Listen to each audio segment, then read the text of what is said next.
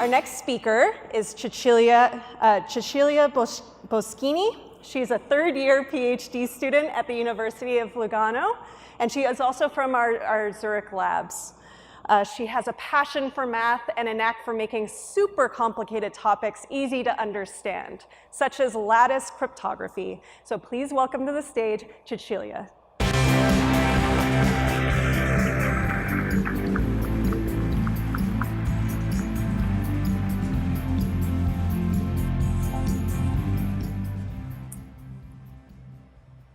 Explain post-quantum cryptography based on lattices in 5 to 7 minutes.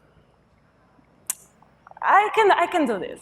So let's start from a very unpopular opinion. To me, mathematics is fun.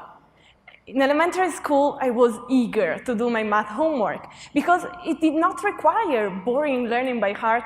I just had to understand the principles, and I could answer any question. Oh, my math teacher created all sorts of fun problems for us to solve. I especially loved the adventures of this old troublesome lady in a motorized wheelchair called Mrs. Shaky Hands. Her adventures spanned from losing her groceries during a speed race on a wheelchair to running after the cat who ate 1/3 of her cookies. And the only way to help old Mrs. Shaky Hands out of troubles was to use my calculus abilities. So, growing up, I figured that, well, while not all math teachers are fun, math is. So, after 5 years of classical studies in high school, I decided it was time to have some real fun. And I started a bachelor's degree in math.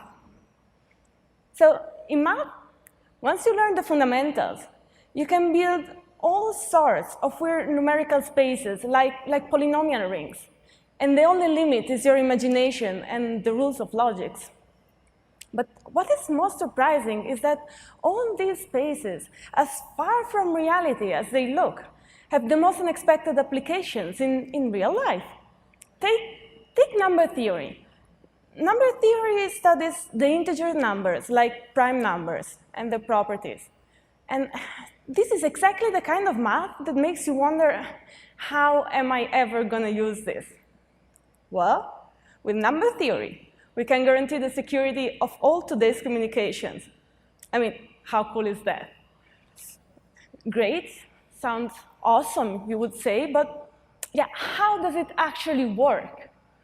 So, to understand it, let's take a step back and talk about cryptography. Simply put, cryptography is the science, or somebody could even say the art, of designing protocols to protect your data. When you send and receive data in a secure way over the internet, you're using what are called cryptographic schemes. For example, when you have to send your credit card number to buy an item from an online store, your card information is encrypted before sending it so that no one could read it and go on a shopping spree. And that's nice, right? Now, in the olden days, to securely encrypt a message, people would devise some very complex-looking algorithm and deem it secure for the very good reason that, well, it looks very complicated. Now, luckily, today we use a more scientific approach. To guarantee the security of a crypto system, like logging into your online banking account, we construct a mathematical security proof that is a convincing logical argument that says breaking the scheme and recovering your sensitive data is equivalent to solve some really, really difficult math problem. So as long as this problem is hard, the crypto system is secure, and your data is safe. So how safe exactly? Well, the security of the systems that we use today is based on problems that would take ages to solve, even for someone that has access to the most powerful computer existing today. So, from a theoretical point of view, I would say it's pretty safe. But now, what if someone could use a quantum computer?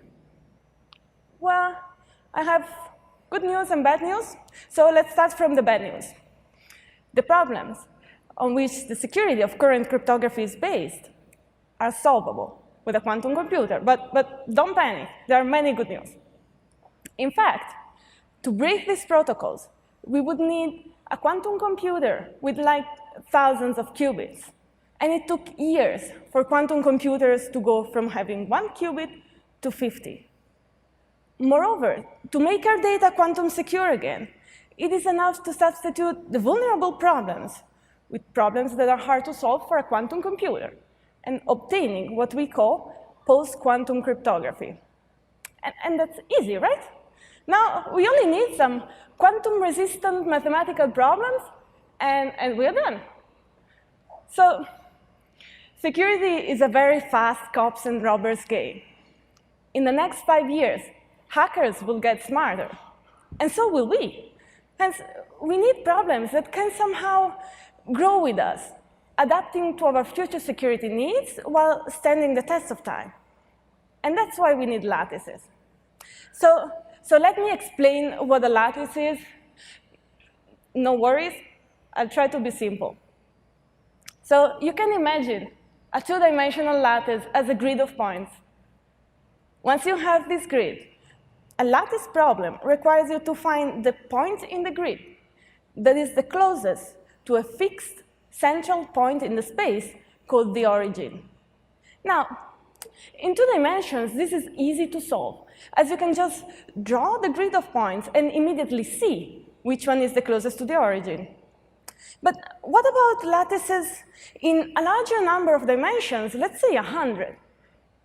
In this case, even visualizing a lattice is impossible.